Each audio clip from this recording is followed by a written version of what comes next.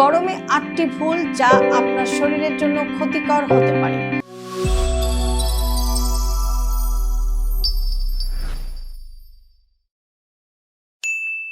প্রচণ্ড গরমে এমন কিছু ভুল আমরা প্রতিদিন করি যা শরীরকে ধীরে ধীরে অসুস্থ করে তুলতে পারে।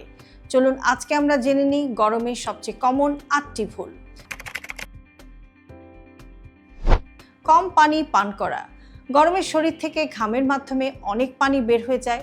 পানি কম খেলে হতে পারে দুর্বলতা, মাথা ঘোরা অথবা ডিহাইড্রেশন জাতীয় সমস্যা। রোদে বের হয়ে সুরক্ষা না নেওয়া। অনেক সময় দেখা যায় যে প্রচণ্ড গরমে আমরা ছাতা ছাড়া বাইরে বের হই, সানস্ক্রিন ব্যবহার করি না। এই ভুলগুলোর কারণে সানবার্ন এবং হিট এক্সজশন হতে পারে। অতিরিক্ত ভাজা পোড়া এবং অয়েলি খাবার খাওয়া।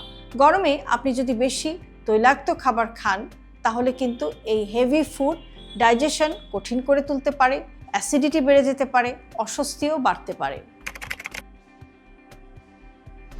সফট ড্রিঙ্কস দিয়ে তৃষ্ণা মেটানো। আমরা অনেক সময় প্রচণ্ড গরমে সফট ড্রিঙ্কস দিয়ে পিপাসা বা তৃষ্ণা মেটানোর চেষ্টা করি, কিন্তু একটি কথা মনে রাখবেন যে সফট ড্রিঙ্কসে প্রচুর সুগার থাকে বা চিনি থাকে। এতে সাময়িক ভালো লাগলেও পরে ডিহাইড্রেশন সমস্যা আরও বেড়ে যেতে পারে। কম ঘুমানো। গরমে ঘুমের সমস্যা হলে শরীর দ্রুত কিন্তু ক্লান্ত হয়ে যায়। দীর্ঘ সময় খালি পেটে থাকা। প্রচণ্ড গরমে আপনি যদি অনেক লম্বা টাইম না খেয়ে থাকেন তাহলে রক্তে সুগার কমে যেতে পারে, দুর্বলতা বেড়ে যেতে পারে। অনেক সময় দেখা যায় যে আমরা গরমে খুব টাইট বা গাঢ় রঙের কাপড় পরি।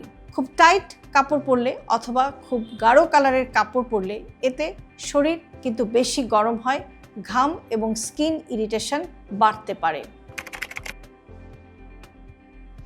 অতিরিক্ত ঘাম হওয়ার পরও শরীরকে পরিষ্কার না রাখা। প্রচণ্ড গরমে দেখা যায় যে আমরা শরীর ঠিকমতো পরিষ্কার রাখি না।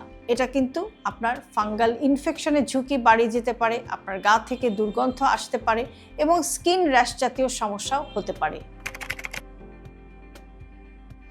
গরমে আপনি কি করবেন? বেশি বেশি পানি পান করার চেষ্টা করুন, একটু রসালো ফল খাওয়ার চেষ্টা করুন, একটু তরল খাবার খাওয়ার চেষ্টা করুন, হালকা কাপড় পরুন, পর্যাপ্ত বিশ্রাম নিন এবং রোদে কম যাওয়ার চেষ্টা করুন।